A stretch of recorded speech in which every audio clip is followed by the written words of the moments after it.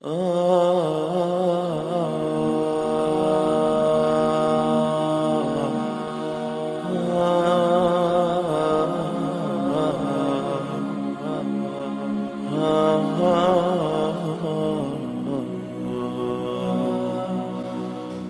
قرآن کا مقصد نزول کیا ہے؟ برکت حاصل کرنا، ثواب حاصل کرنا، شفا حاصل کرنا، یہ سب کچھ قرآن میں ہے، یہ ہے قرآن میں، اللہ کا کلام ہے۔ اور اس کو تو کچھ جانور بھی سنے نا، بلکہ اس دیواریں بھی جہاں قرآن پڑھا جاتا ہے وہ دیواریں بھی اللہ کی رحمت سے محروم نہیں رہتی۔ لیکن یہ قرآن، اس کا مقصد نزول یہ نہیں، نازل کرنے کا مقصد یہ ہے شہر رمضان الذی انزل فیہ القرآن ھدی للناس وبینات من الھدی والفرقان ان ھذا القرآن یہدی للتی ہی اقوم ویبشر المؤمنین الذین یعملون الصالحات ان لهم اجرا کبیرا ھدی للمتقین ذلک الکتاب لا ریب فیہ ھدی للمتقین۔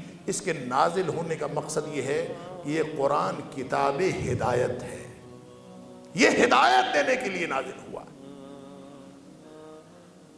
اور نبی اکرم صلی اللہ علیہ وآلہ وسلم کا تشریف آوری کا مقصد بھی آپ کی ذات میں برکتیں ہیں، آپ کی ذات میں رحمتیں ہیں، آپ کی ذات میں بے شمار صفات ہیں، بے شمار حسن کے پہلو ہیں، آپ کے جسمانی حسن کے پہلو ہیں، ظاہری حسن کے پہلو ہیں، آپ کے وجود کے، آپ کے ورود کے، آپ کے قیام کے، آپ کی شخصیت کے، ساری دنیا رحمتوں اور سعادتیں سمیٹتی ہے۔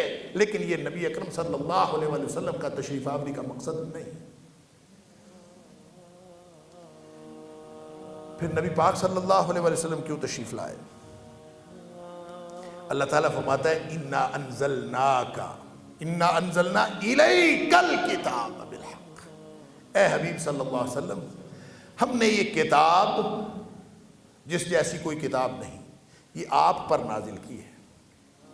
یہ 14ویں 15ویں صدی کے لوگ جو قرآن میں نکتہ آفرینیاں کرتے ہیں، جو نبی کریم صلی اللہ علیہ وآلہ وسلم کی ذات کے بارے میں باتیں کرتے ہیں، یا نبی پاک صلی اللہ علیہ وآلہ وسلم کے فرامین کے بارے میں باتیں کرتے ہیں، یہ قرآن ان کی طرف نہیں نازل ہوا، اے حبیب صلی اللہ علیہ وسلم ہم نے آپ کی طرف نازل کیا ہے۔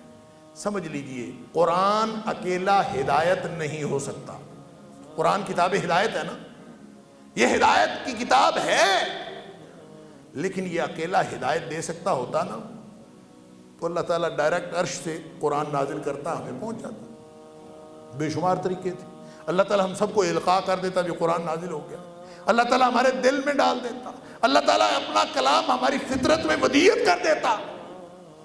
ہزار طریقے تھے، نیا بچہ پیدا ہوتا قرآن اس کی فطرت میں ودیت ہو جاتا، ہدایت ڈائریکٹ اللہ تعالیٰ دے دیتا۔ اللہ تعالیٰ فرماتا ہے کہ ہم اگر چاہتے تو سارے لوگوں کو ہدایت یافتہ بنا دیتے، کیونکہ اللہ تو ہر چیز پر قدرت رکھنے والا، لیکن اس نے ایک امتحان کر۔ لہذا تاریخ میں آپ دیکھیں، ایسا تو ہوا کہ بہت سارے نبی آئے لیکن کتاب نہیں آئی، بہت سارے انبیاء آئے، کتاب نہیں آئی۔ انبیاء کی تعداد تو ایک حدیث کے مطابق 1,24,000 ہے، تو کتابیں کتنی ہیں؟ 4 کتابوں کا ذکر آتا ہے، پھر کچھ صحائف کا ذکر ہے، صحف ابراہیم و موسیٰ، تو اس کا مطلب یہ ہے کہ 4 نہیں تو 6 نہیں تو 8 نہیں تو 10، تو چند کتابیں آئیں نا۔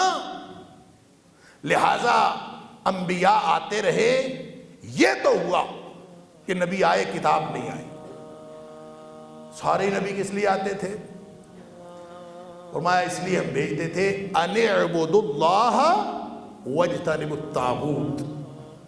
اصل میں نبی کی آمد کا وہی مقصد ہوتا تھا جو اللہ کے قرآن کے نزول کا مقصد ہے۔ لہٰذا ایسا تو ہوا کہ انبیاء آتے رہے، کتابیں نہیں آئیں۔ ایسا کبھی نہیں ہوا کہ کوئی کتاب آئی ہو اور نبی نہ آیا ہو۔